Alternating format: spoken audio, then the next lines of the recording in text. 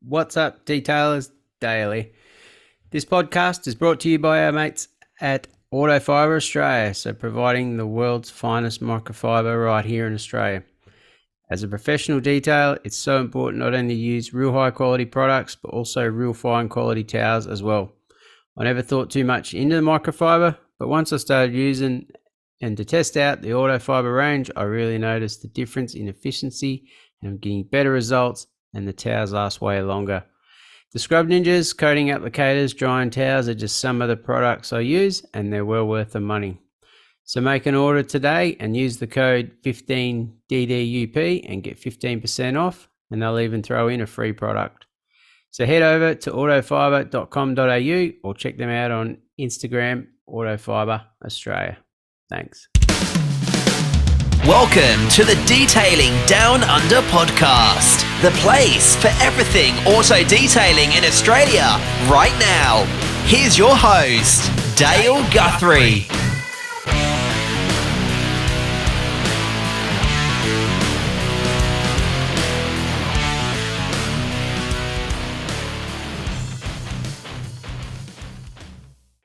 G'day and welcome to the Detailing Down Under podcast. I'm your host, Dale Guthrie.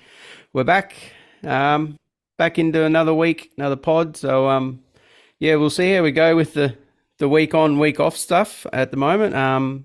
Watch this space on that one. So, a few little things happening, and I've been talking to a few in the industry of late, and we're having big good discussions about what's going on and where this pod's heading. So, keep an eye out what's going on, and we'll see where it ends up with our week-to-week sort of episode. So they could be spaced out at this stage to a fortnight, just for, what would I say, operational purposes, to make everyone's life easy. So we'll see what happens with that. But yeah. But anyway, not much else has been happening, so we'll hook into it. Had a guy here reach out, and we chat about it, and we thought we'd finally tee up a time, and it's been pretty good. So we got Jason all the way from Detail Auto Haus in Brookvale, New South Wales. So how you going, mate? Good, thanks, mate. How are you? I'm good. So thanks for making the time, and so it's good. Yeah, not a problem at all, mate. It's actually a pleasure to be here. You know, it's my first podcast, so a bit nervous, but yeah, let's get into it and let's do it. Yeah, no, that's all right. No, you're not the only one that's nervous. I used to be nervous, sort of am sometimes as well, but hopefully it all goes well. And other than that, we'll get into it. So how did you start? It is called Detail House. Is the actual? Detail Auto Haus. Yep. So the way we started, so I'm actually a mechanic by trade. So I've been in the mechanical industry for 15 years now. 5 of those years I was into management, so managing stores. I used to run the Kmart Tire and Auto stores, and then moved into Bridgestone Select, which was quite good. But coming up towards the end of my career in mechanical, I had a bit more of a passion for something else, and that was to make cars. I just liked working with cars, but I got sick of fixing them, and I just liked making them look nice.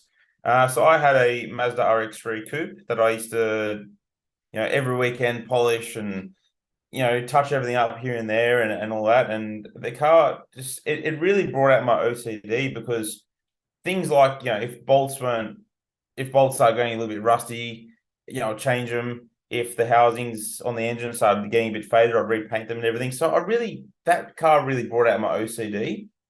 And I thought, this is awesome. I really like doing this. So the first stage of my detailing career was really, I started my own business called Jason's Headlight Restorations. So we used to fix headlights. So if they're all foggy or they're yellow and everything, we'll go to someone's house and sand them up and re-clear coat them. And I was doing pretty well at that. That went pretty well. However, a lot of people on Facebook Marketplace saw that I was doing that, started undercutting me. If I was trying to get $100, they're trying to do it for 50. So that kind of died down a little bit. But when I did do it, I thought, okay, maybe I'll add some value. So I washed the car first and then did the headlights, and then the overall appearance at the end was a nice appearance. So people go, wow, that looks fantastic. And then it went from that to washing the car, then quick detailing it, and then doing the headlights. And people were like, oh, this is an awesome transformation.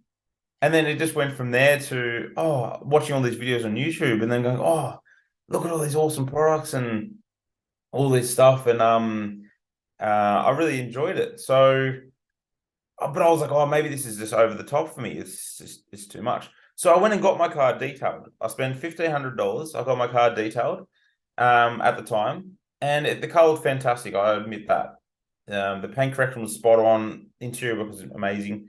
However, after about 3 months, I noticed it wasn't really beating up much anymore. So I questioned the guy, and he started mentioning, "Oh, you're doing this wrong. You're doing that wrong." And I was like, "But I've used everything that you've given me to do. I followed all your guides, and I just don't know what's going on." And instead of helping, he just got very aggressive and said, "Well, if you think you can do it better yourself, go for it." So I was like, "All right, I'll give it a crack." So I went down to a detailing shop near here and I asked them, I go, "Can you guys do a paint correction? Because I don't know how to do it." And so they did that. And then I watched all these videos and I applied my first ceramic coating, which was C Quartz UK 3.0. Mm-hmm. So I did that, and I was like, "Oh, this is awesome! I love this. My car looks so good." And I was actually obsessed. I mean, whenever it would rain, I'd sit out by the window looking at the beads on the car and everything. I was like, "Oh, this is mad! I love this." Like, I actually just went crazy, and yeah, very quickly, I just really didn't like doing mechanical work anymore and running stores and dealing with a lot of staff. So I said, yeah, I'll try detailing out. So I pushed it a little bit further, and I did every weekend. I was booked out, Saturday, Sundays working from, I'd finish work at 5 o'clock and I'd work till 10 o'clock at night detailing, and um, it got to a point where I had a lot of work on, and I moved from Bridgestone Select, and I was going to start my new job at Midas, and I was potentially looking at buying the franchise there because I was like, well, maybe I'll just give mechanical one last push and see if I really like doing this. So, and I had 5 weeks off in between Bridgestone and Midas, so I said, okay, let's push this. I'm going to advertise a little bit and see how it go. And in those 5 weeks, I was crazy busy. I had cars everywhere. I was doing about 2 to 3 ceramic coatings a week in my garage Yeah. because I was just mobile and I was doing things in my garage. And I thought, well, this is incredible. I'd wake up in the morning, I'd go for a walk or something and everything, and then come back and detail late. And it didn't matter because I was at home, so I would detail into the night. Yeah. Didn't really matter for me. So I was like, yeah, this is actually creating a bit of a lifestyle here for me, which and it was just a shock for me because working 8 to 5 for the past 15 years, I was like, oh, I'm out doing stuff at like 9, 10 o'clock in the morning. Oh, this is great. And then I go back to work. So it was just a nice awakening for me. And I was like, oh, I love this. This is fantastic. Mm. So I went to Midas to see how it went. And I was looking at the franchise and I was like, oh, it's pretty cheap. Maybe this can work. And then I got there and I just hated it. Every day my phone was ringing about detailing work. Mm. And I was on a good salary and all that. It was fine. But I was still losing money by going to work. And I was like, man. So I really tried it out, but I was like, I just don't enjoy doing this. I really just hate doing this now. So Mm. I had an opportunity to be where I'm at now. And it was actually right in the middle of COVID. Right in Oh, the middle of COVID. So we started here in 2020. Um, sorry, 21. So we started on the 14th of Feb 21. And yeah, we were right smack bang in the middle of COVID. And I said, yeah, why not? I've never had my own business before, so let's try it out. So came down, I got the shop prepared and everything. We painted the floors and we did a few things just to tidy it up and get me going. And I thought, well, if this doesn't work out, I can always go back to being a mechanic. There's plenty of mechanic jobs out there and manager roles and everything. So I was like, I can go back to doing that. So I'll just try it out. And yeah, so here I am now. And I remember the first day I was here, I remember I sat in the middle of the workshop floor and I was looking around saying, what have I just done? Like, I've just left, a good salary, had a company car, all that stuff. I was like, man, what have I've got no income now. Mm. What if, and I started getting doubts. What if people don't come in? What's going to happen? I've got these bills to pay, I've got overheads to pay now. And I had staff coming. So I was like, I'm going to have to pay them. How do I do all this? Mm. So, I kind of walked around the Brookvale and I was handing out my cards. I was like, oh, look, we're a new detailing shop and, send me some work, please. And, trying to, let people know that we're here.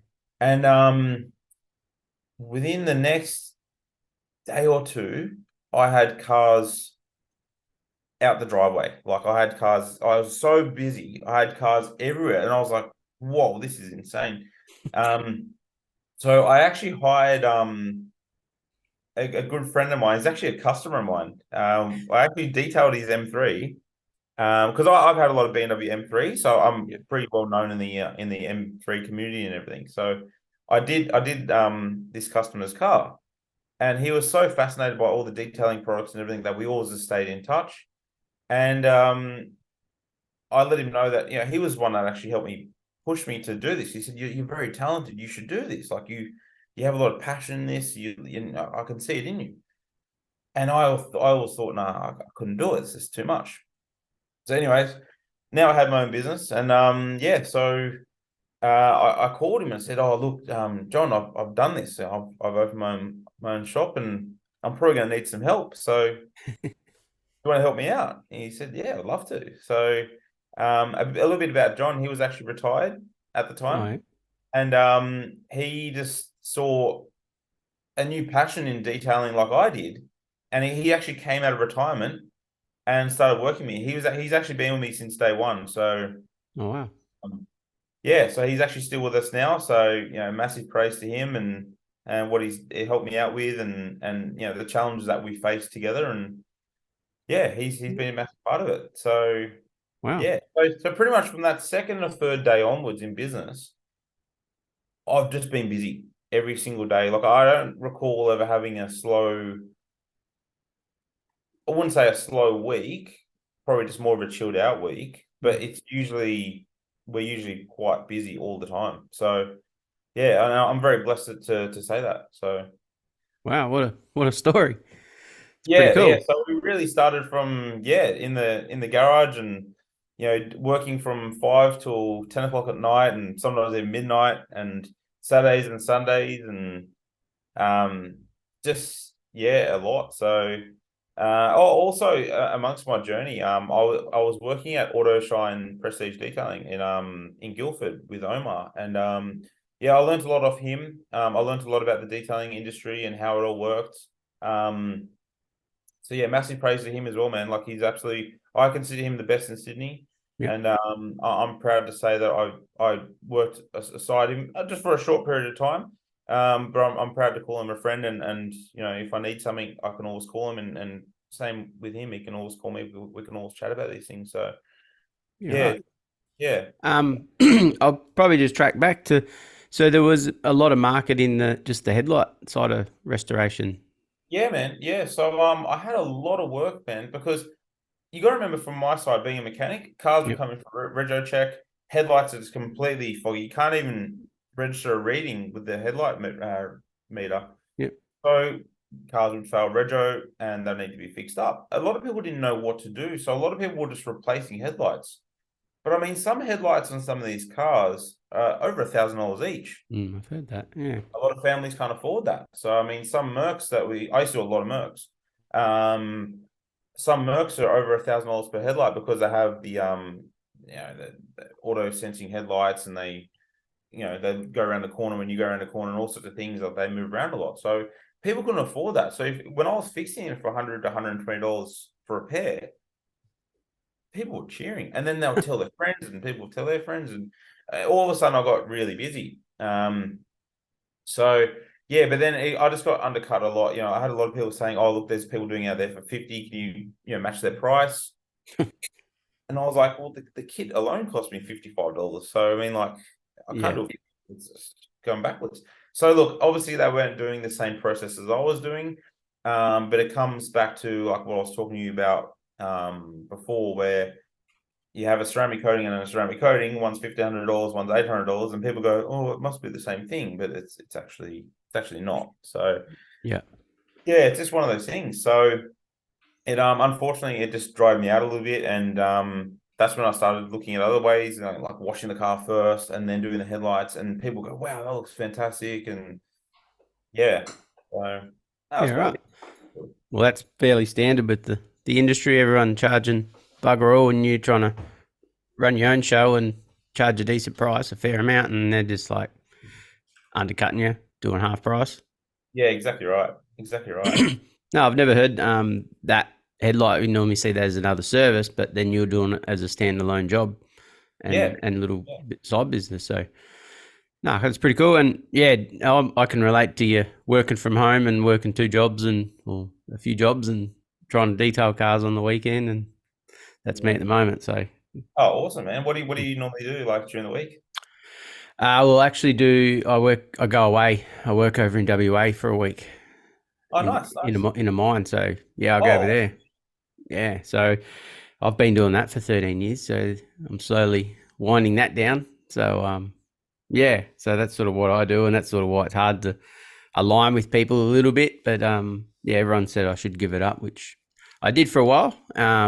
Just put it on the side for a little bit, and yeah, I was full time, full noise for a bit. So yeah, we'll wind that down eventually. So we'll just sort of one thing at a time. oh, awesome, man. That's But yeah, cool. I can definitely relate to what you were up to. So and that's where I'm at the moment. So Oh, yeah, fantastic. so yeah,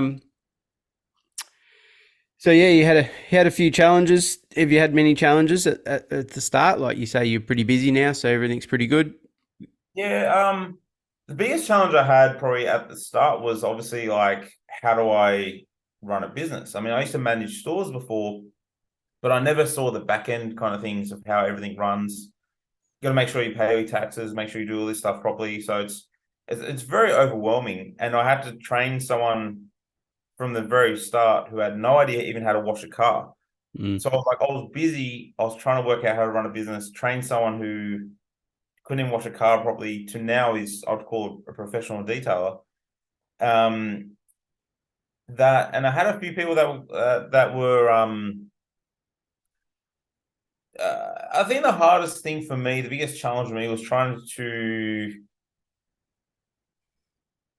how do I say it? How do I say it? It's hard to say. I think the hardest challenge for me was obviously trying to get the right money for the jobs that we're trying to do. charge accordingly, sort of thing. Charge accordingly. I mean, now I had to factor in that I wasn't at home. So now I'm paying rent. Now I'm paying staff. So that was a challenge for me trying to adjust my prices. It's all well and good to say this was $200, now it's $800, but I mean, in my heart, I just didn't feel right about it. So I had to slowly build it up and then Mm, and do all that. But no, so far we've been pretty good. I haven't had too many challenges. Everything's gone kind of smooth sailing. I mean, like I've come from running stores and things, so managing people has been pretty good. I'm great with customers.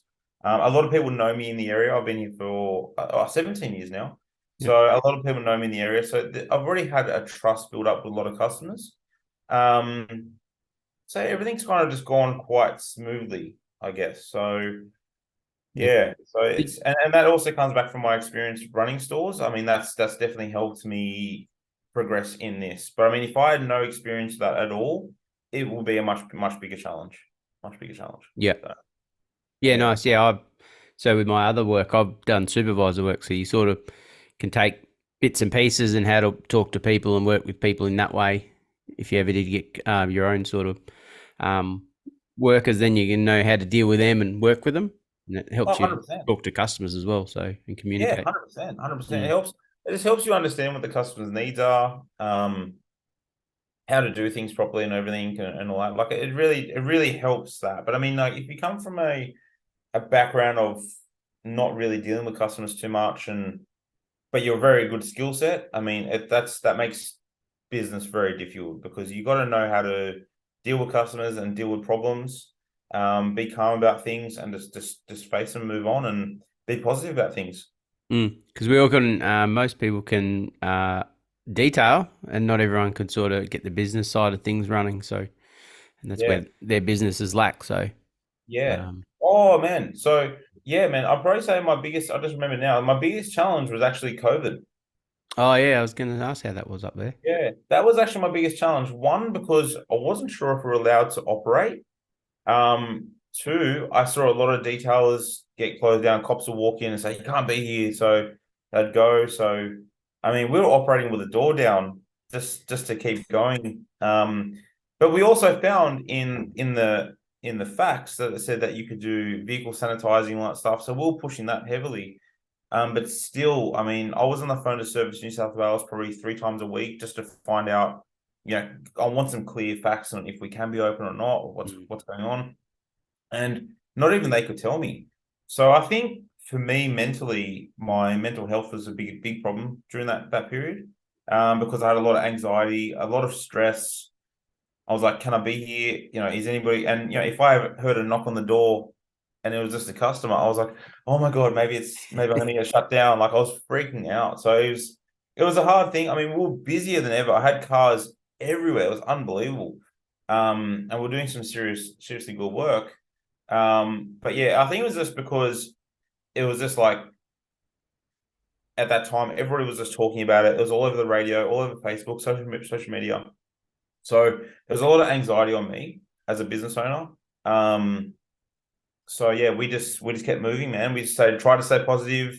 We didn't listen to any radio. We just listened to like good music every day, just talked, and we tried to just make things act like normal, regardless of what was happening outside our four walls. Mm. And it actually taught me a lot, man, because in COVID, like I said, like we tried to stay within our business, within our four walls, and just talk like act like everything's all normal. And that kind of trained me into thinking that I don't really care what anybody else is doing around me, other detailers and other shops out there on social media. Like I worry about what I do within my business. And we just try and focus on doing the right thing and doing good work and focus on the customers and focus on what their needs are and make sure we do the right thing. Mm. No, that's good, especially when you're not long started, and then everything. I heard in the other episode, Coben, he sort of started it during that time, and then yeah, COVID hit, and then sort of had to slow down, and everyone's worried about what it's going to do. And so, did you struggle getting the location, and how did that go?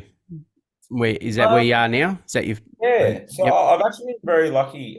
So the factory that I'm in now is one of my old customers when I was at Bridgestone, and just someone that I've known around Brookvale for 15 years. Brookvale's actually a small community, so Yep. everybody kind of knows each other, and if you look after people, they look after you back. So it's a good thing, and I was always helping them out if they needed tires or anything like that. So we'll look after them.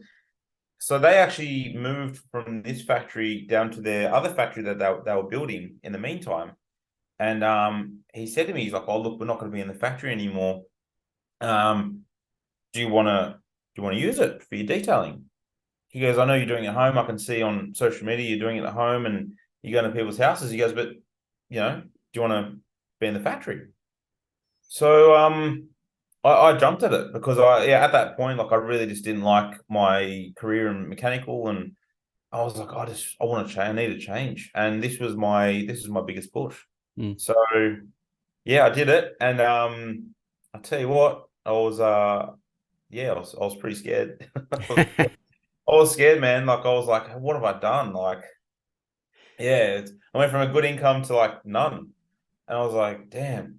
So, but here we are. We're doing all right. So I can't complain really. But it was a good push. It was a push I needed, and Mm. I think sometimes people just need to get out of their comfort zone and just like, yeah, just do what they need to do because there's so much opportunity out there. And I think people get a bit stagnant in their jobs and they think, oh, look, maybe this is it. I'm comfortable. I'm earning good money. I know I don't like going to work, but it's okay.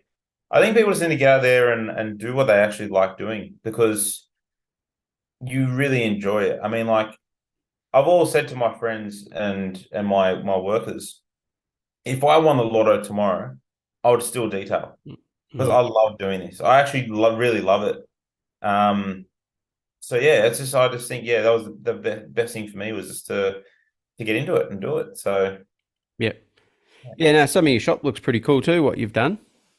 yeah, we've done a few things. We're currently trying to get a bit more space. I want to build a nice like booth, like a showcase booth Yeah. in my shop. I'm just trying to get a bit more space at the moment because we only have a small section on my warehouse, or factory, whatever you want to call it. But so I'm trying to actually get more space, and I want to build like a nice showcase booth. So we do a lot of high end cars, and I want to showcase those cars really professionally, and something that the owner will really feel good about as well.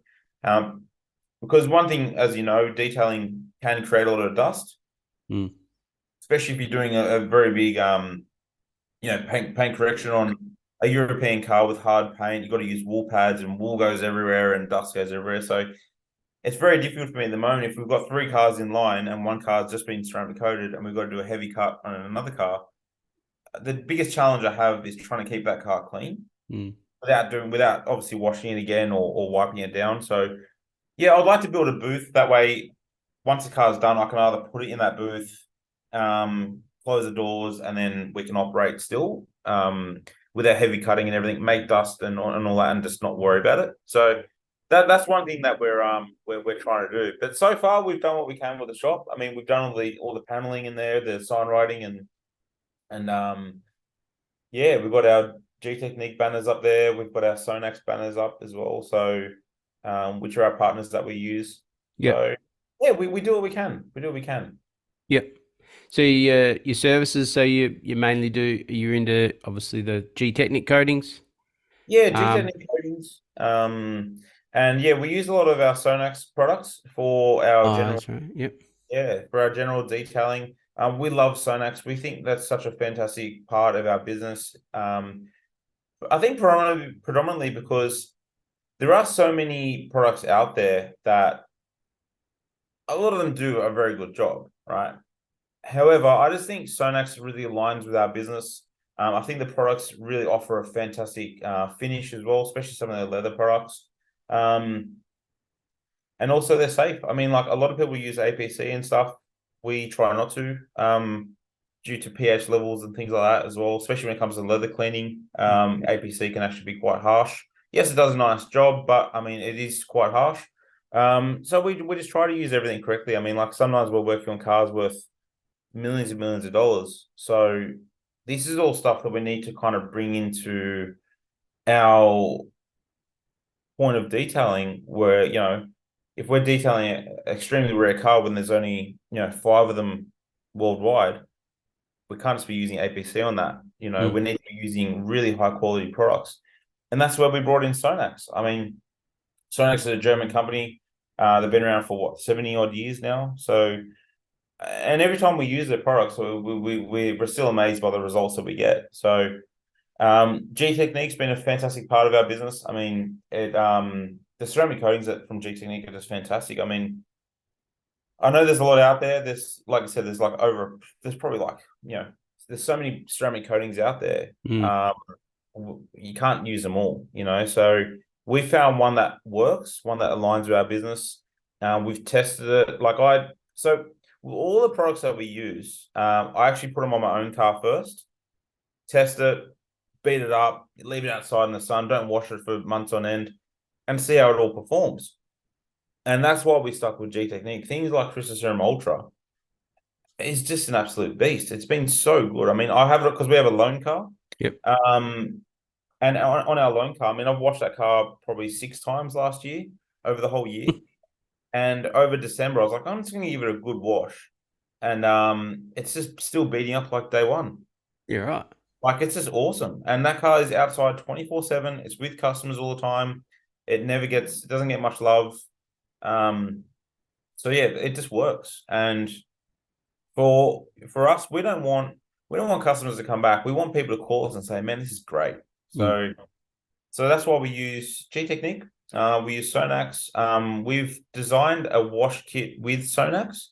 So customers, after they get a ceramic coating job or just in general, they can use the products that we use on a daily and get the same kind of results that we do. So yeah, it's fantastic, man. It's Yeah. fantastic. Did Yeah. you? I think you done some. I think Sonax were out doing some training here recently. Was that? Did I see you there? Yeah, I was there, man. I was there. So Yeah. so we went to Ferrari Sydney and we are doing a lot of training down there.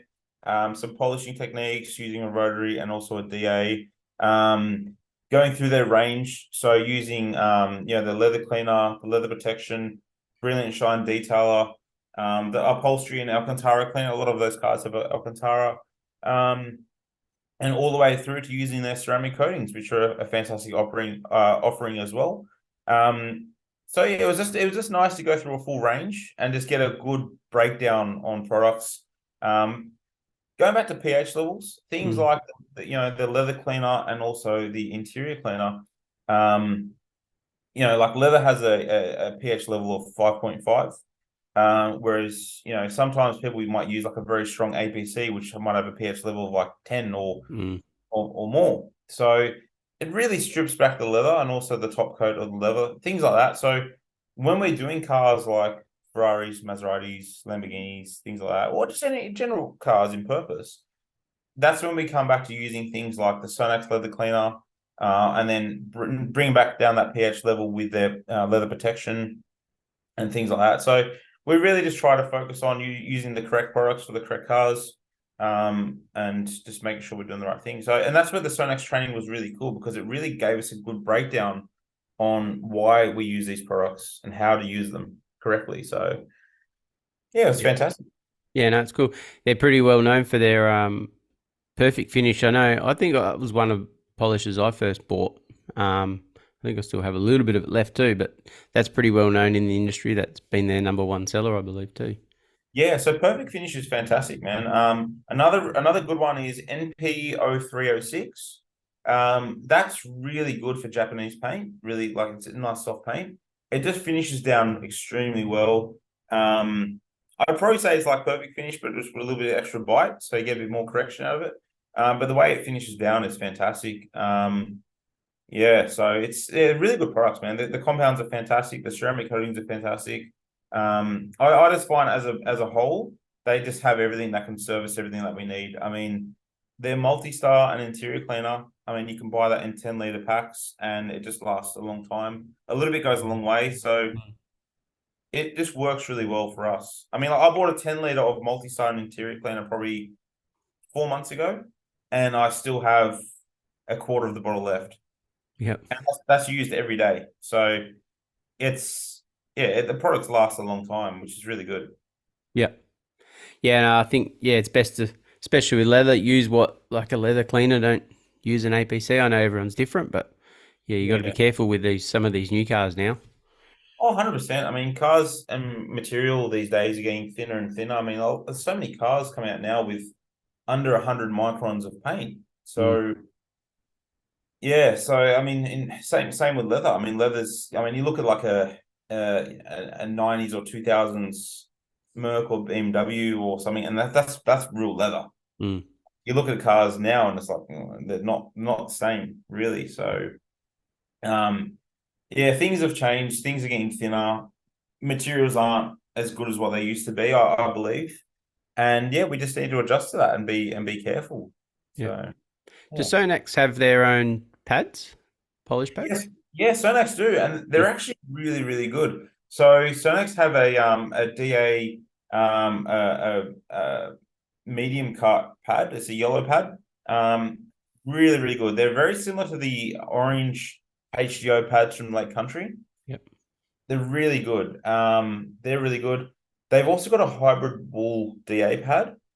So we use a lot of the Roops wool pads, the blue heavy cut wool pads. And I had a few Sonax pads lying around. So I was like, oh, I'm just going to try it on this car we're using. It actually worked better and finished down better as well. So I could pretty much do that car as a one step instead of using two steps going from the Roops wool to finishing. So it was just fantastic. And we're in a authorized detailer for Sonax. Yep. So in terms of dollars and cents, it makes sense to use their pads as well because we can get it for a bit of a better price. But the pads work really, really well. really, really well, especially with their compounds. It's fantastic. They've designed a really good concept. Yep. Yep. And I see the other day you were doing a bit of wet sanding as well. So Yeah, so we've got a JZX 100 chaser that we're doing at the moment. So yeah, I ordered a denim pad and I was like, oh, I want to try one of these denim pads out just to level the clear out. And unfortunately, it was going to come very late. The next day, I was expecting it on the Wednesday, but it was going to come on Thursday, like 4:10. I got a prompt from Oz Post or whatever. And I was like, oh man, I'm like, let's just get into it. So we just started sanding a little bit. We did some trialing and we did one side wet sanding, one side just a wool pad buff just to see how it all goes with the rotary. And we weren't getting the right leveling that we would like to with a rotary buff and a heavy cut compound. So I thought, you know what, I've got heaps of 2000 here, so let's just start sanding. And yeah, I'm very lucky because one of my guys actually used to be a panel beater. So he used to wet sand cars a lot. So he was, you know, he loved it. So mm, he just got into it. I got into it. And between the two of us, we had the whole car wet sanded. We started at we started at 12:30 and we had it all done by about 5. So we're pretty happy with that. We were lucky the paint was actually very nice to work with. So leveling it down was quite good. And yeah, so we did yesterday. We finished up. We did a rotary cut on it just to get all the sanding marks out and everything, and then we just refined it with we still cut it again with a wool pad just to make sure everything was 100% gone, and then we just gave it a final wash down yesterday before we start refining it. So, but so far the car looks absolutely fantastic. Like the finish, like I've never done a full wet sand before. I wet sanded panels and got rid of scratches here and there, but never done a full car. mm, And oh man, it's like the finish is unbelievable. Like it's just like it used to really be really peely and if you see on my Instagram stories, you'll see that like we've done a comparison of like the same shot before with all the orange peel to now, and it just looks like it's in 4K. Like it's awesome. So yeah. yeah, it's really cool, man. So yeah, so on Monday, yeah, we're going to do a 2 more stages. So we're going to use probably a blue HDO pad from Lake Country and 3D1 just to refine it. Alcohol wipe it and then use carb. We always use Carpro Essence as our finisher. Yeah. And then we ceramic coat the car from there. So I'm going to coat that in Crystal Serum Ultra. So that should look really, really wet. It should look really cool. Very So nice. yeah, so the owner said he wanted the car to look like a mirror. So yeah, we'll do that. So Do you still throw the headlight restorations in around every now and then? oh yeah, they sneak in from time to time. Yeah, like I've got a Toyota Kluger in at the moment. So a bit about us, we pretty much do any car. I mean, from your daily driver to extremely rare cars, of only a handful in the world. So we do anything from your normal car to full classic cars. We do a lot of concourse preparations as well. But yeah, so I've got a Toyota Kluger in now, and yeah, we're gonna do a full detail on that. And the headlights are all stuffed, and I was like, oh yeah, I know how to fix that. So I'm gonna get right into that. So, and that kind of it's cool doing that because it kind of goes back to my early days when I used to give the car a wash and do the headlights, and people would say, wow, what a nice transformation. But now I'm just doing the complete car, so it's really cool. Like I like to, you always got to remember where you came from, and Yep. um, yeah, tie all those things in. I think it's awesome. Yeah, it still makes me smile to these days. Like it's just seeing the before and afters. It's really cool. Mm. Yeah, no, you get seems like you get a fair range of different cars, which is cool. Yeah, we sure do. We sure do. We're very lucky to work on some of the cars that we do. I mean, yeah, we've got one customer with a collection of cars that you just don't see anymore. I mean, he doesn't drive them, but I mean, it's awesome that we get to work on those types of cars. I mean, this one customer he's got 95 cars. Wow. 95. It's unbelievable. So I mean, when we service all of them, we look after all the cars. So it's just an absolute honor to be working on cars like that. It's just amazing. Yep. So with Brookvale, where about is that in? How far is that from Sydney? So we're probably about half an hour from Sydney CBD. Oh, yeah. So not too far. So we're on the northern beaches. So we're right near Manly Beach, DY Beach and all that. Oh, yeah. For the footy players, we're right near the Manly Seagulls home ground. So we're right down the road from there. So Yeah. yeah, No, so there's it's not far at all. a lot of dollars in Sydney, so no wonder you're getting some nice cars up there. Yeah, we do get some nice cars. So we're very lucky to work on some nice cars and have some really nice customers that really trust us with their pride and joy. And yeah, it's really cool, man. I'm so blessed to have the customers that I do, and I really thank them for trusting us Hmm. and letting us do our thing. Yeah, it's pretty cool when you get a nice car, even though, yeah, anything could be nice to someone, but yeah, when you get some of the higher end cars and you think, wow, look where I've become, like ended Yeah. up. Oh, exactly right. Exactly right. I mean, yeah, I just find it's hard with the nice cars. I mean, you don't always get the kind of dollars that you get with those types of cars because I find you just spend that extra time on them. Mm. Like little things like, I mean, we had two Ferrari pistas in, right? 488 pistas. And you just spend so much time with them, even though they're fully PPF clear wrapped. You spend so much time just making sure everything is perfect, everything's clean, and how the car should look. It just, but it's hard to charge 9 hours worth of work on a car that is wrapped. Yeah. So we try to keep it a good price, and just take our time and do a nice job on them. Do you do many interiors? I know we talked about the leather stuff. Yeah, we do a lot of interior work. A lot of Alcantara, Yep. a lot of leather work. Um, so we've actually done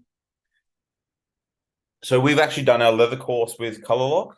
Oh yeah. Yep. But we've learned a lot from them. We were doing that with Lars and also Terry from Swissvax. Yep.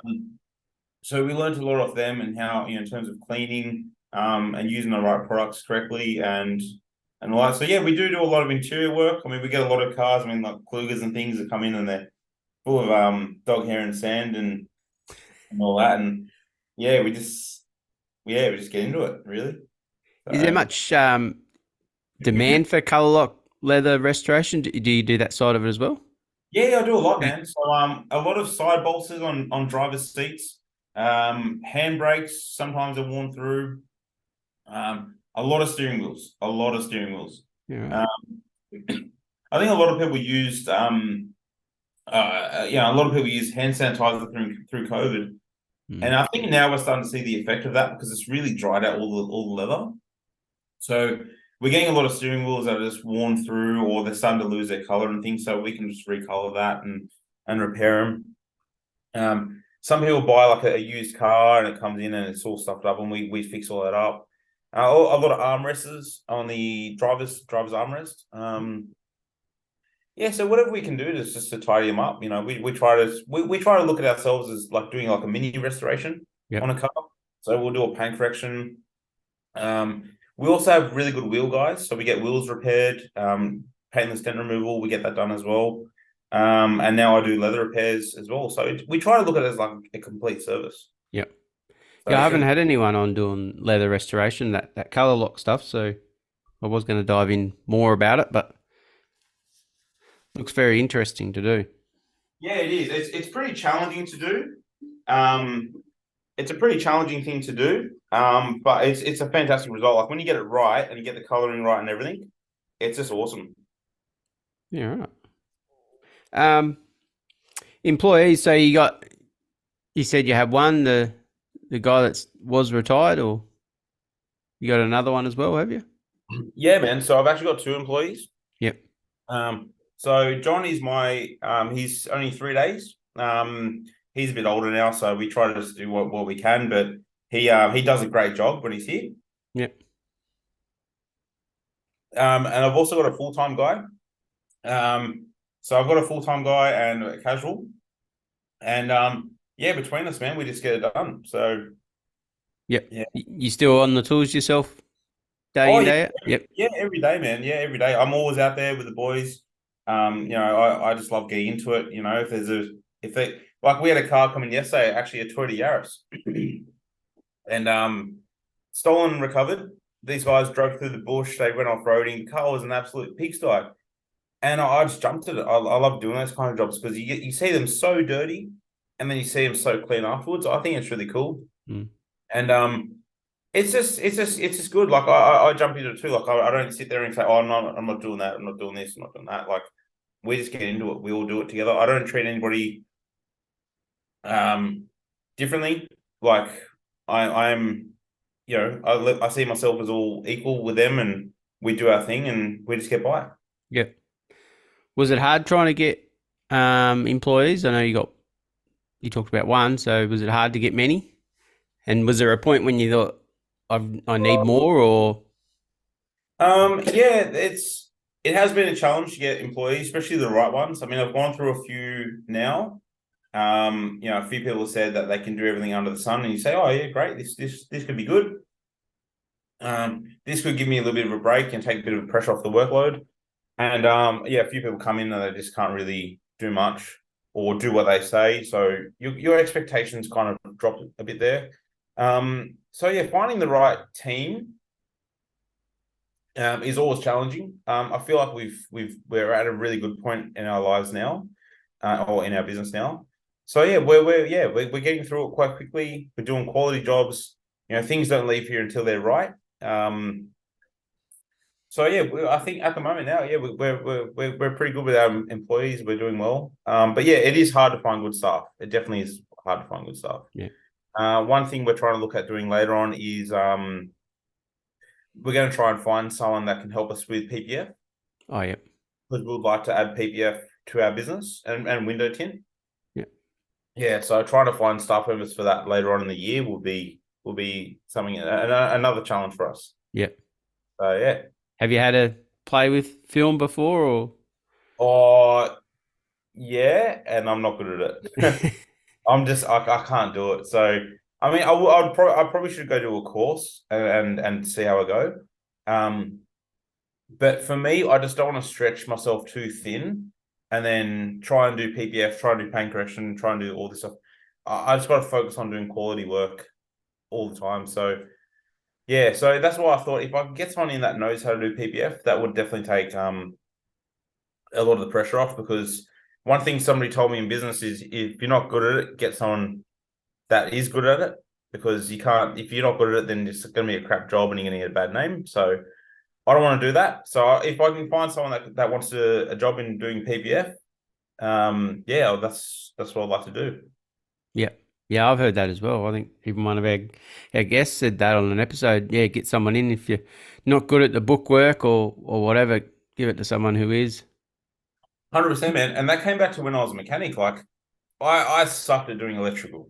Like if there was something wrong, like something with wiring or something that was wrong, man, I just couldn't do it. So send it off to a auto electrician. They get it done. They know where it is. They know where the problem is.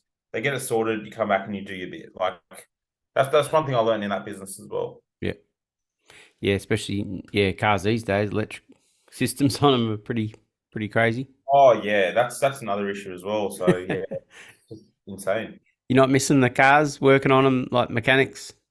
Nah, you know what? I still do a little bit of mechanical here and there. Like, one of the boys at work needed the brakes done. So I was like, oh yeah, let's get it sorted. So, I started doing brakes the other day, and I was like, you know what? Excuse the French, I'm covered in shit. I got brakes all over me and stuff. And I was like, oh man, I really just don't miss this. I don't. Yeah, I still service my own cars and doing a few bits and pieces here and there, but I'm glad that I know it. I'm glad that I know how to fix my own car, and I can save my own money doing that. But Mm. yeah, I don't miss spinning oil filters and changing oil and pulling out gearboxes and engines and stuff. I don't miss that. So You don't have not starting the tyre service in your shop either. no, that's No. one thing I don't miss as well. Like, yeah, I used to do a lot of tires. So yeah, I was running the Kmart Tire and Auto stores and also Bridgestone. So yeah, I did a lot of work in tires. I was quite good at it. I done well for myself in the automotive industry. But yeah, I just don't miss Mm. that. One thing I don't miss about it is for a customer getting the car serviced and buying tires, it's a grudge purchase. Mm. No one wakes up saying, "Oh, I can't wait to get my oil changed or brakes changed." Unless you're an enthusiast, right? But 90% of the people they're driving, they're like, "Oh shit, my car needs a service or it needs brakes. Oh man, I've got all these bills now. I've got this to do." You're like, So I don't miss that. One thing I love about detailing, it's a luxury purchase. People like, I mean, okay, so like that guy with the chaser. I mean, he got a paint job done. He's not 100% happy with it. Now we're doing this massive job on it, and he's like so excited about this job, and it makes me feel good. Like, it's a bit of a build up, and so people they look forward to seeing the car afterwards, and all that. And one thing I didn't like about mechanical is, okay, let's say you have a car that has oil leaks all underneath the car. You spend $1,000 fixing all the oil leaks. No one's going to see anything. No Mm. one sees any difference. They just go, "Oh, cool, thanks. I guess it's okay," and then they leave. So no one's happy, at the end. Oh, not a lot of people, they don't see the benefit of it. But when people spend money getting a really nice detail done, a good paint correction, and everything, they go, "Wow, I can't believe it's my own car. That's awesome." And that's probably the best thing about detailing is seeing customers' reactions afterwards, Mm. and like getting messages afterwards, and like 5-star reviews on Google. People be like, "Man, these guys did such a good job on my car. I'm so happy." Like it's a really really cool feeling, and it really drives us to go harder every day. And like, yeah, when customers send in that first watch video after a ceramic coating, like, "Oh man, check out all the beads, this is awesome." Like, it's really really cool. Like, I just love it. And yeah, like I was saying to you off air, like, if I won the lotto tomorrow, I would still detail because Mm. I just love this. I love this industry. I love how the customers are, and I love the things we get to work on. It's awesome. So Yeah, no, it's cool. I always wonder why, like, people they'll take and get their car fixed and happy to pay the mechanic an hourly rate or whatever. But then when it comes to detailing, they're like, "Oh, Jesus!" I'm like, "Well, you're happy to get your car serviced and pay a fair amount. Why don't you? You got your car detailed. Why don't you pay them a fair amount?" So, yeah, well, that's the thing. I mean, that's a challenge in the industry is finding the right customer. I mean, in all industries, no matter what it mm, is, food, you know, or anything, there's cheap customers. There's customers that want really good stuff. mm, And finding the customers, weeding out those customers that don't want your services and don't want to pay for your services mm, is a very hard challenge. I mean, like, don't get me wrong, man. When I first started, I took on anything, just to get going. But I mean, sometimes I look back and I'm like, man, I was doing some paint correction jobs for like $200 mm, just because I was like, I didn't have anything else to do. So, but when I did that job for $200, I was learning, I was documenting. Okay, this works. This is this paint system. So you can't always look at the dollar value to it. You got to look at the value that you're getting from that job. And I think that's what a lot of detailers suffer with at the start is they focus on the money too much. It's not the money. Just think about what you're getting from that job. So in that time, you're learning, oh, so Japanese cars have soft paint. Range Rovers have soft and hard paint, depending on the color. BMWs are always hard. Mercs are extremely hard. Audis are extremely hard. So I think for me, it wasn't so much the money; it was the value that I was getting out of doing those jobs. So I knew for the next time I did it, I could be faster. I mean, the amount of notes and everything that I wrote down, when I did a job, I was like, okay, so this happened, that happened. How can I improve? So I'll do a full breakdown. After I did that car, I'd sit at home and I'd be watching TV or something, and I'd just write, okay, so I use this pad on that car. Maybe if I went to a microfiber pad or a wool pad, this would have been faster. Maybe I'll try that next time. And okay, so let's say I get a Tesla in, right? I'd say, okay, so this was soft paint. Maybe I'll try this pad next time, or maybe I won't. So it was things like that where it wasn't so much the dollar value; it was the value that you were getting out of that job for yourself. mm. Yep, Because yeah, I tend to build a long-term business, so every job we do, we learn from and we try to grow from. yep. So yeah, No, I've noticed some, like, when you do a job, you're like, "Oh, that we broke even, or we lost a few dollars on that one," but then you think that person will go and tell their friend, and then that you'll end up with more work, and you might not come out of it too bad in the end anyway. The return will soon pay off. So, 100%, 100%. I mean, there's so many cars that we've done, and I've gone, man, next time I'll go to charge double for that. Like, that mm, was I really lost out on that one. But you know what? You learn, and that in every business this happens. Every business this happens. You know, yeah. I mean, I'm sure there's plumbers out there that would have done a job for like 2 grand and gone, oh man, I could have more for that. Like, it's just in every industry you learn, and I think that's one of the coolest things I like about having your own business is this part Mm, is, oh man, I done that, and yeah, you feel good about the job because like, oh, what I charged was a very very fair price, and you feel good about it, and the customer's good, and everybody's happy, it's good. Or there's some jobs where you're like, oh man, I wish I got more for this because this is a pain. But you learn, mm. you learn, No, and you also learn customers as well at that as well. You learn their expectations, and sometimes you think that they only wanted this, but they actually wanted the full thing. And yeah, like, I've been stung with it before, where you done a paint correction on a car and you just do like a quick interior tidy up because you think they're only going to spend, I don't know, $800 or $1,000, whatever. And then they get the car back and they're like, oh no, I wish you just did the full thing. I was happy to pay. And you're like, oh man, sometimes you just read people wrong. yep. So I think it's very important just to try and, like, we always try and have a consultation with our customers first, just to try and get their understanding of, what they want. How would you like this done? And also talking about price first before the car gets booked in. That way, there's no surprises. You understand the customer's expectation and also what you need to do on the day as well. Mm, So yeah. yeah. No, that's good. Um, how's you did mention there's a few other details in your area as well. Yeah, You, man. So we have a lot of other people around us. We've got Deluxe Detailing down the road. We've got MV Pro around the corner. We've got A&H Hamadashri.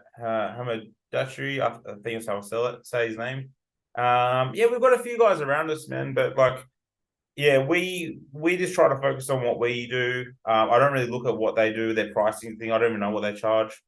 We just try and focus on what we need to do and look after our customers. And I think the biggest thing around here is, if we have someone that comes in and says, "Oh, look, I used to go down the road, but I've seen you guys." I'll actually say, no, I'd rather you keep going down the road because I don't want to steal anybody's customers. Because look, there's plenty of cars out there. mm, And if a customer is very sold on coming to us, then that's fair enough. But I'll try to keep them with the existing detailer, because I don't like stealing anybody's work yep. and doing the wrong thing by people, because it's just not right. And long term in business, you want to remain having a good name. Yeah. So, No, that's good. It's good to hear that you actually went and done some training or worked at the other detailer shop for a little bit or got some knowledge there, because we talk about there's not a lot of training in our country, so for this industry. well, yeah, man. Like, yeah, there's not. I mean, anybody, and the worst thing about the detailing scene at the moment is so unregulated. I mean, there's no apprenticeships on it. There's no, I mean, anybody, like my neighbor could start a detailing business tomorrow. Mm, He's good or not, I don't know. But I mean, that's how it is. Anybody can start up one these days. There's no training, in terms of, I mean, a few people are offering training courses, but I mean, you don't have to do it. Like in a mechanical game, you have to do an apprenticeship to become a tradesman. Uh, so I would like to see detailing have an apprenticeship, because like you're dealing with a lot of high end cars, regardless. Even if it's just a normal car, it's still an expensive purchase, right? If somebody goes and buys a Toyota Kluger tomorrow, I mean, it's still a $70,000-$80,000 car. yep. If you're buffing that car wrong, you could burn through the paint, you could damage that car. So I think people need to go through some sort of training, and I think it's pretty wild that it's not regulated. I don't know why. I mean, there's people out there that get certified over the phone. There's no actual training. Mm, So I think, for ceramic coatings, I think that's pretty wild. I think there should definitely be a lot more regulation towards it, and also there should be, maybe, I reckon, probably even an apprenticeship towards it. yep. Because yeah, it's this skill set involved in doing this is quite high. So I think, especially to do it at a high level, like some of the jobs that we do, like that's some pretty high level stuff, Mm, and yeah, I just think, yeah, you can't just walk off the street and do that kind of stuff. yeah. No, we agree that there's a little bit happening. Probably not. Yeah, the apprenticeship side of things, but yeah, I was talking to someone the other day that's trying to help the industry a bit, and yeah, not sort of regulate it, but yeah, just sort of get everyone aligned to what we're doing. So, which is good. Yeah, I see that you're doing that, man. I really appreciate the podcast. I think what you're doing is really good because I was listening to one of your podcasts before, and you were mentioning that a lot of detailers don't really talk to each other. Yeah. Everybody's kind of hiding. They don't really talk to each other much. I talk to a few detailers, in terms of, oh, hey man, like I've got a Porsche Cayenne coming in tomorrow in black. Like, is it hard paint or soft paint? What do and they might give me a bit of a tip on what kind of pads to use and things, things like that. But we all kind of talk to each other on things. But there's not many. There's not many that really talk to each other. A lot of people I know, some detailers that don't talk to anybody. They just keep doing what they're doing. Mm. So the community itself is a bit, yeah, it's a bit held back. Yep. Uh, and people like Chicago Auto Pros in America, I mean, like those guys are massive, and Yeah. they've created a great business and a great name, but they're very big with the community as well. And I think America just does things very differently to what we do, and I think we're behind, definitely. Yeah, absolutely. So Uh, I think it's changing in a way. Like everyone's starting to come out a little bit from what I've noticed. And yeah, guys that have been on this pod will talk to me and then they'll talk to others that have been on here. And yeah, everyone sort of like talks to each other now a bit more than, and sometimes I don't know what the big secret is. Like no one wants to talk. Like, yeah. yeah. No, it's definitely getting better. But yeah, I have noticed as I've been watching over the years, it's yeah, it was a bit of a secret, but now it's starting to come a bit more to light, which is good. Mm, Uh, I think the best thing that detailers should do is really just form a price range, really. yeah. I mean, like look at plumbers, man. Plumbers charge they whack you $120 before they even get to your door. So Yeah. I mean, I feel like a lot of detailers should talk to each other in terms of regulating price. I mean, we should all say, hey, a ceramic coating is going to be over $1,000. Nobody do these $500 specials out of your garage.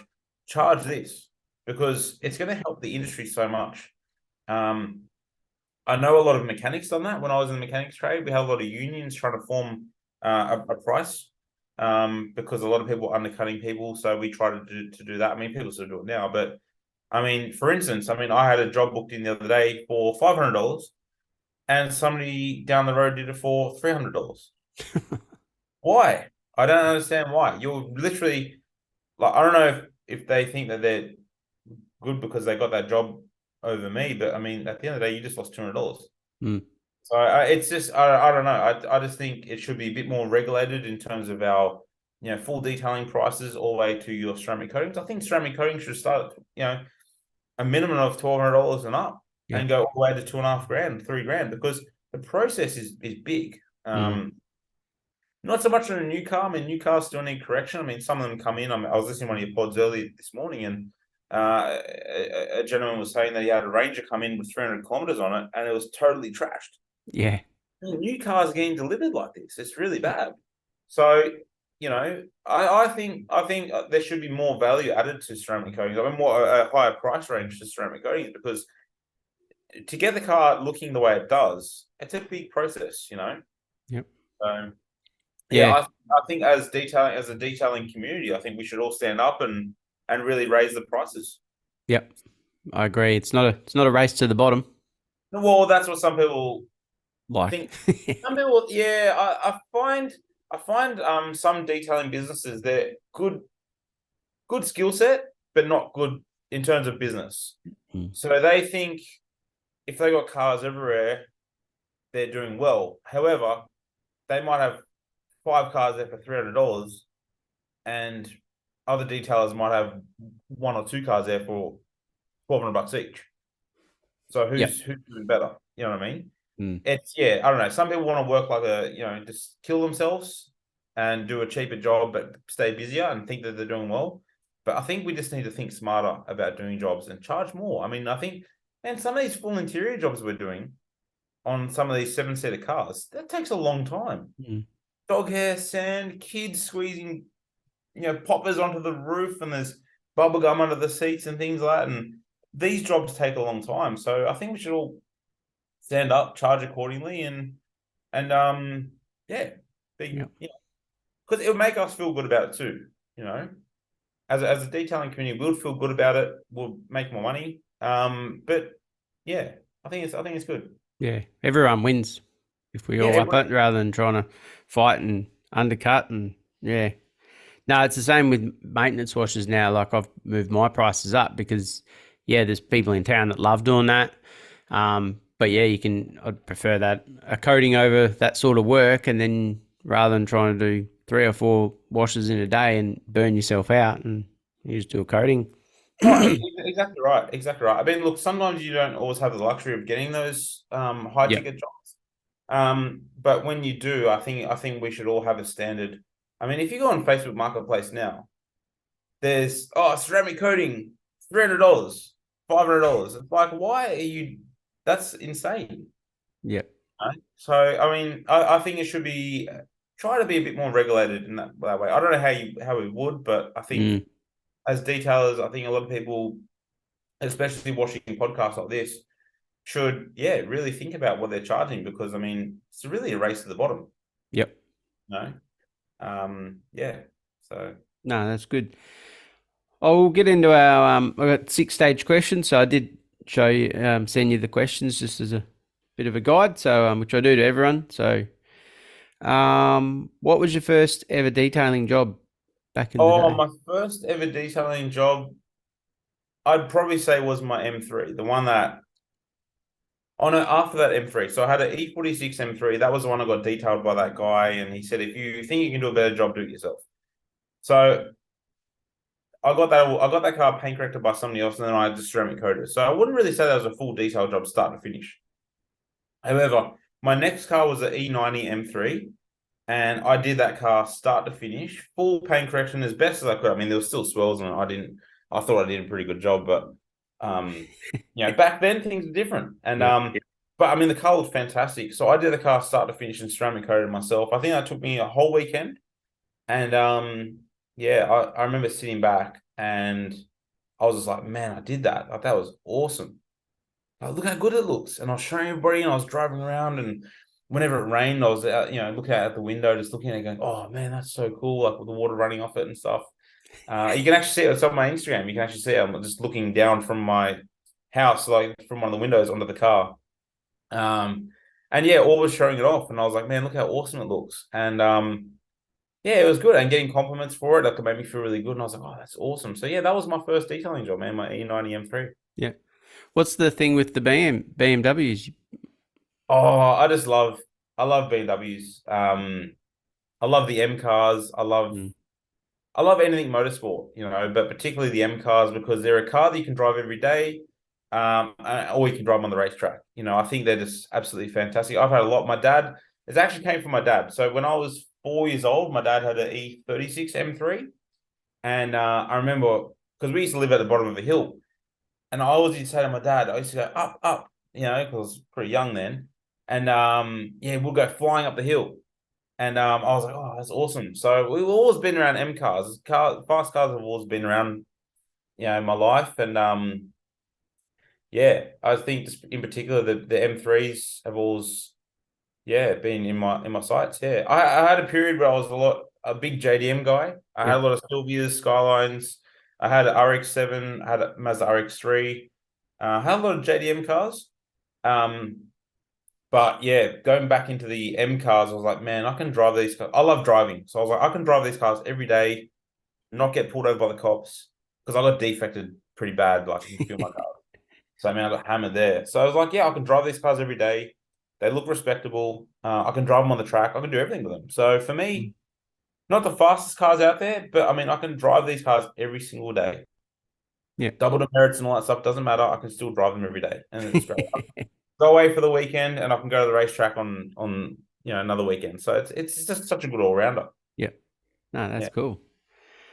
Favorite polisher? Favorite polisher? Oh, I love my Roops. I got a Yep. Roops Bigfoot Mark III. Yeah, it's awesome, man. It's an absolute beast. It cuts really well. It can finish down really well. It's just it's really good, man. Yep. And you know what? For the past 3 years, I've had a few problems with it. The cord stretching and things, and heaps of brushes and everything. But I mean, it's still going strong.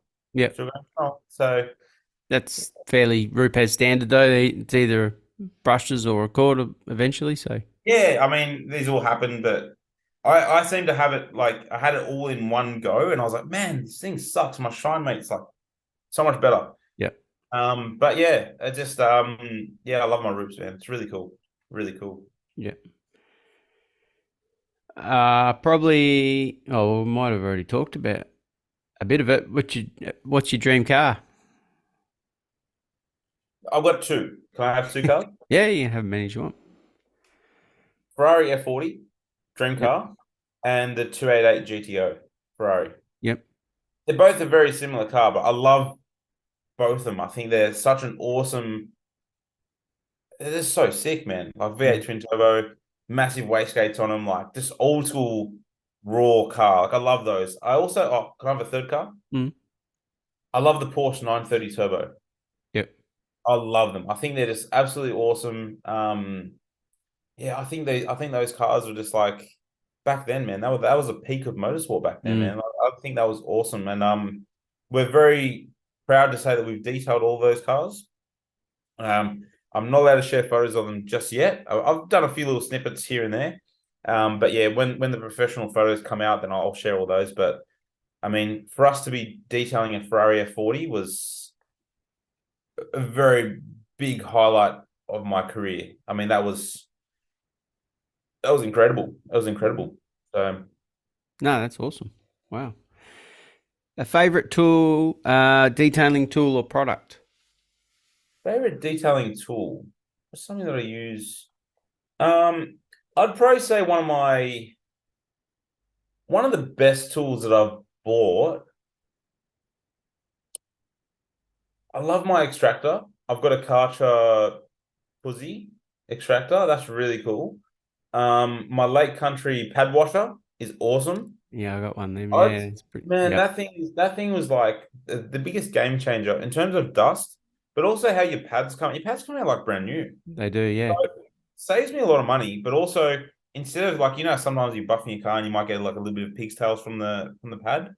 It just eliminates that, you know. Yep. So that was a really cool thing. I've also got a tornado.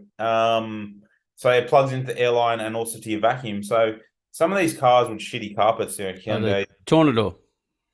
that one, yeah, that guy, Yeah. yeah. Yep. And that thing is just like unbelievable. I mean, like I was saying, like I did a stolen and recovered Toyota Yaris yesterday, and yeah, crap carpet. And the customer even said, he goes, "I vacuumed this car for 3 hours, nothing's happening." I was like, I'll get it and just use that thing, and man, it just works so well. Wow. And when he picked up, he goes, "How did you get it this good?" I was like, "Oh, I've got this thing," and I showed him, and he's like, "Whoa, that's sick." So that thing's pretty cool. Yeah, I like my steamer. My steam cleaner is really cool. Yeah. In terms of favorite product.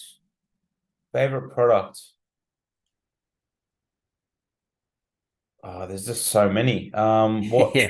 What could it be? What could be my favorite?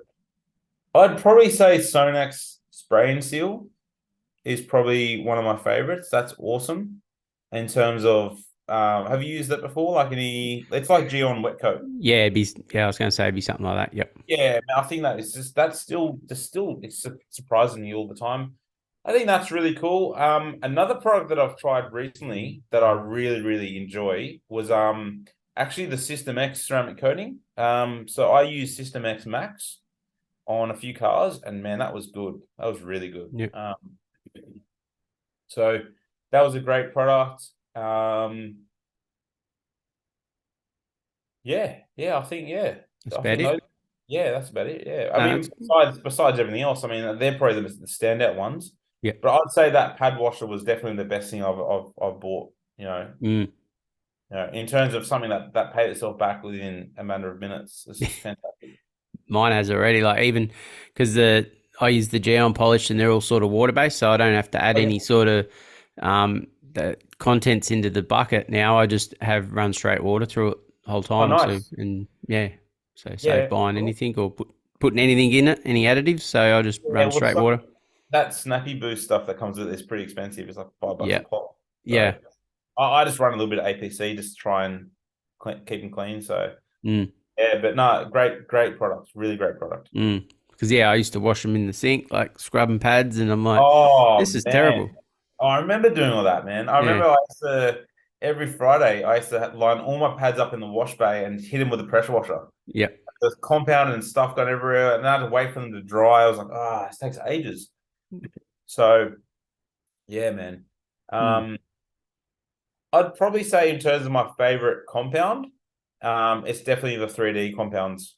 So yep, we use a lot of 3D1, 3D 510, 3D speed. Man, that stuff is just unbelievable. So yep. we do that for all our corrections, 3D compounds. And yeah, it just works really well. So that's yeah. So in No, terms of yeah, no, that's that's cool. That's good. Any biggest tip for any detailers starting out? yeah, I think probably like what I mentioned before is don't look at the dollar value. I mean, I've seen a lot of details on the forums saying, oh, how can I get to that $1,000 detail or whatever like that. And I think really just take what you can get, learn from it, learn your customer base, learn all that stuff first before you start charging. The money will come. I think you just need to learn. Yeah, I think you need to just really build your name up. Weed out some of those customers that don't want to pay. If you're offering an interior detail for 220 and they're arguing about that, then you don't want them as your customer. Um, I think just try and go for try and find your market, what you want to do. I mean, in terms of us for our business is European cars, high-end cars. We still do your normal cars, yes, but Mm, in terms of our sole business, we do a lot of European cars, all the way through to your hypercars, supercars, concourse prep. That's our business. If you want to be a general detailing business, then yeah, that's it's a different thing. yep, But don't chase the money just yet. You'll get what you want for those jobs soon. Just focus on your customer base, focus on doing quality work, and word of mouth will overcome that. yep. No, that's a good one. So Yeah, yeah, know your market. That's what I always tell people. Know who yeah. you want to market to and what you want to focus on. Yeah. Oh, and don't get sucked into these guys saying, "Oh, I'll book in 50 coatings a month if you just sign up now." It doesn't work. I think your own work will come through. I mean, those guys are just looking out to get rich.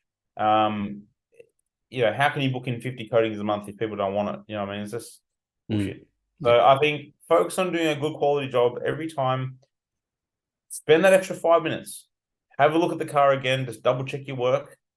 Don't send it. Just focus on doing what you need to do, and the work will come, the money will come. There's still jobs that I don't get full whack for, that I'd like, but it will come. It will come. It just takes time. Look, I'm still very young in the business. I've been in the detailing, like full-time detailing for 2 years now. I've been detailing for 4 years, 5 years now. But that was at home, mobile, on weekends and things. But full time 2 years, so we're still learning. We're learning every day. yeah. No, you So never stop learning. never stop learning. So always keep learning. Don't chase the dollar. The dollar will come, and just focus on word of mouth and Google reviews. Google reviews help a lot. Yeah, you got a obviously got a website, I believe. Yeah, Yeah, my yeah, website. So yeah, just www.detailautohaus.com. So I've got all my pricing on there. I've got a link straight to the Sonax website with our discount code if anyone wants any Sonax products, and just a gallery of some of the awesome jobs that we've done. yeah. No, Yeah. that's good. And last one, what's your interests outside of detailing? Interest outside of detailing, I'd probably say this, yeah. Driving, I love driving. I love doing motorsports events, track days, even just going to watch some of my friends race. Yeah, spending times with friends, my girlfriend. And oh, riding. I love riding. I've got a Ducati Diavel, I was and gonna say writing what? Yeah, no, that yeah, makes man. yep. I love going for like a long ride, like all day. Just get lost somewhere, totally just out of nowhere, and just find your way back. I think it's awesome. Hmm. Really good thinking time, really good time to clear your head, and it's just awesome just to be one with the bike and just enjoy it. So yeah, I love it. No, awesome. No, very nice. So, oh, we might wrap it up. So, thanks for your time, Jace, making the effort. Oh man, Dale, thank you very much, man. I'm really, really proud to be a part of it, and really appreciate you inviting me to the pod, man. It's awesome. No, it's good. It's good to have a variety of everyone, and I think it's going well. And so, if anyone wants to contact you, just how do they get hold of you? Yeah, man. So you can go through my socials or through the website or even just my mobile number. So 0450 283 887. A lot of people see us on social media and they just, message us, they DM us through Instagram or Facebook. Yeah. And or just visit the shop. So our address is 39 Mitchell Road, Brookvale, and we're located at the rear entrance of the building. So yeah. And for anybody watching, man, check out our socials and if you can follow our detailing journey, that'd be awesome. No, that's what it's all about. Following each other and helping each other. So 100%, bro. All right, we'll wrap it up, and thanks for your time, and we'll talk soon, everybody. Yeah, thanks. Awesome. Thanks, Dale. Thanks, man. Cheers, mate. Bye. Yeah, bro. Bye. That was another episode of the Detailing Down Under podcast. Subscribe now for everything auto detailing in Australia.